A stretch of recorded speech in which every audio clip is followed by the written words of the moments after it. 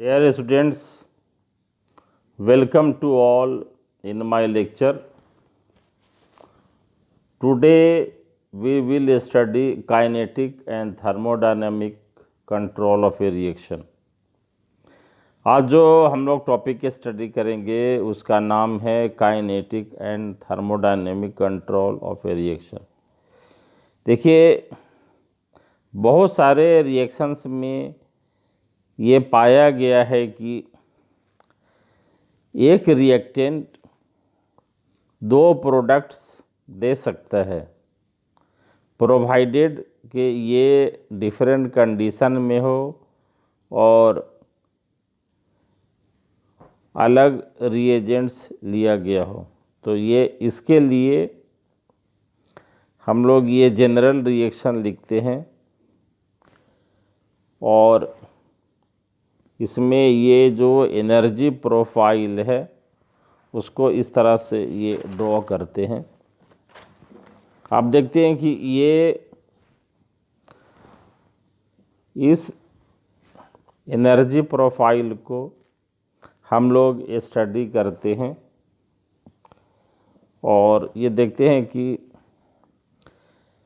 ये it is evident from the plot one that free energy change of the रिएक्स of the product B is less than that of A and C। देखते हैं कि जो product B है उसका free energy A और C उससे कम है, इसलिए therefore it is thermodynamically more stable and C is said to be kinetic product because it is formed faster। अब देखिए, हम लोग यहाँ ये जो प्लॉट है इससे देख रहे हैं कि ये बी जो है वो क्या है, ये थर्मोडायनेमिकली ज़्यादा स्टेबल है क्योंकि इसका फ्री एनर्जी ये चेंज जो है वो ए एंड सी से कम है, जो ये ग्राफ से ये बिल्कुल क्लियर है। और सी ये काइनेटिक प्रोडक्ट कहा गया है कि ये फास्ट बनता है, इसलिए इसे काइनेटिक प्रोडक्ट कहा गया। अब देखिए कि in case neither reaction is reversible, in that situation C will form in large amount because it is form faster and the product is said to be kinetically controlled. इसका मतलब क्या हुआ कि कोई भी रिएक्शन क्या है कि ये अगर रिवर्सेबल नहीं है तो ये इस केस में क्या होगा कि सी जो होगा वो लार्ज अमाउंट में बनेगा, और क्योंकि इसका जो रेट ऑफ रिएक्शन होगा वो फास्ट होगा, इसे काइनेटिकली कंट्रोल प्रोडक्ट कहा जाएगा। अब देखिए, इसमें क्या है कि फर्दर हम लोग ये देखते हैं कि in such process if such process is stopped before establishment of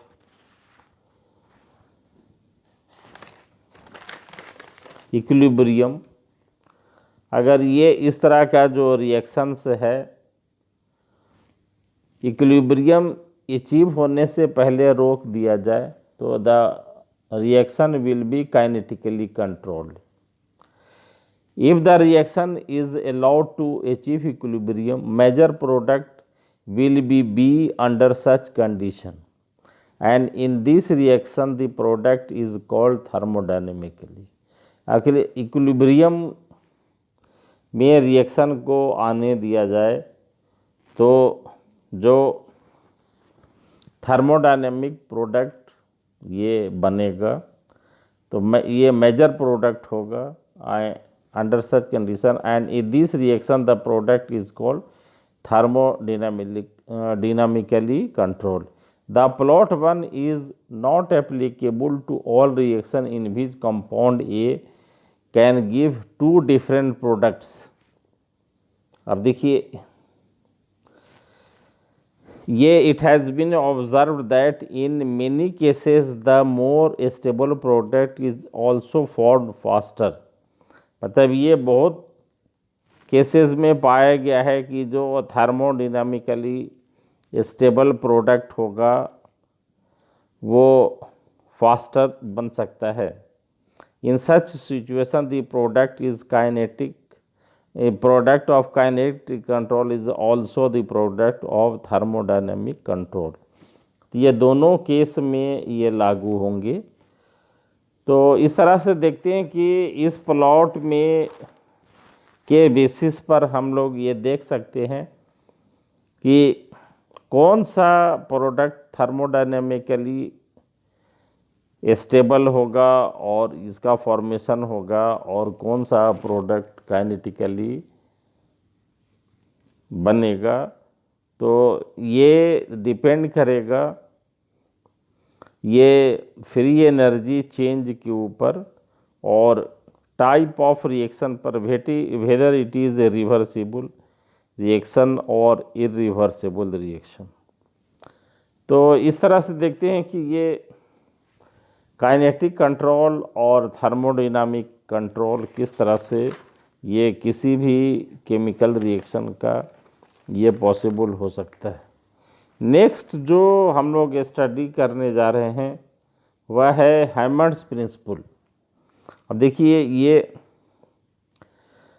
on the basis of hammers postulate we can know that idea of geometry of transition state in an organic chemical reaction। देखिए जो organic chemical reactions होता है उसमें reactant से सीधे product हमें नहीं मिलता है, बल्कि एक ट्रांजिशन स्टेट बनता है और फिर वो प्रोडक्ट बनता है।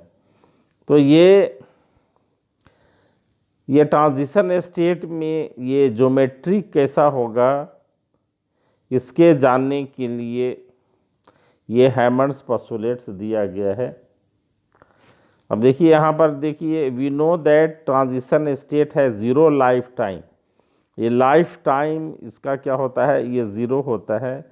Therefore it is not possible to observe directly and hence information about the geometry of transition state must be obtained from inference। यानी हम लोग ये कंक्लूज़न निकालते हैं कि भाई जो ट्रांजिशन स्टेट बना है और उसमें जो इंटरमीडिएट्स बना है तो उसकी ज्योमेट्री किस तरह की होगी, उस बेसिस इसके लिए हैमर्स ने ये प्रिंसिपल दिया और कहा कि देखिए according to Hammond's postulate the geometry of transition state for a step resembles the side which it is closer in free energy। अब देखिए कि ये जो डायग्राम एनर्जी प्रोफाइल है इसमें क्या है कि R रिएक्टेंट है, P प्रोडक्ट है और TS ट्रांजिशन स्टेट है। तो जो ट्रांजिशन स्टेट है उसको में जो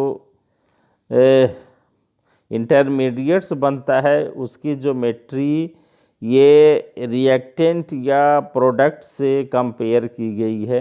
अगर ये जो इसका एनर्जी है वो ये एनर्जी के बेसिस पर इसे मालूम किया जाता है।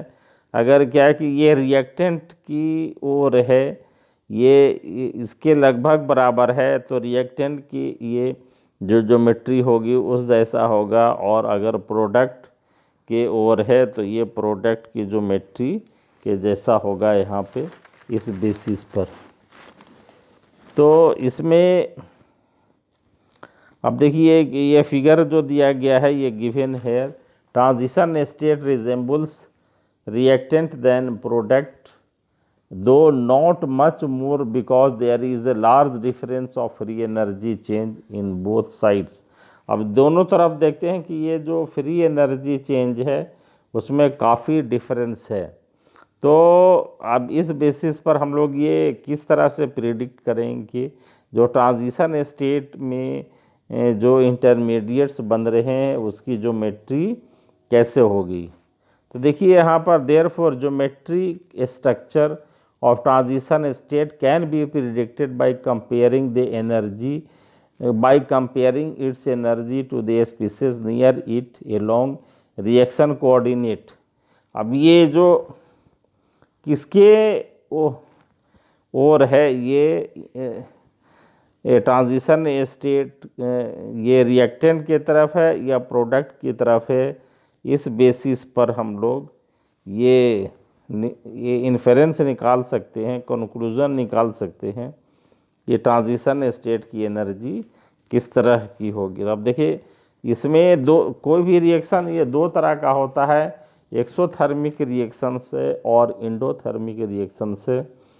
इस बेसिस पर हम लोग ये कंक्लूजन निकाल सकते हैं कि ये जो ट्रांजिशन स्टेट है उसकी ज्योमेट्री क्या होगी। तो लिखिए for example for exothermic reaction the transition state is closer to the energy of reactant than to the product, and the so transition state will be more geometrically similar to reactant। Exothermic reaction में क्या होता है,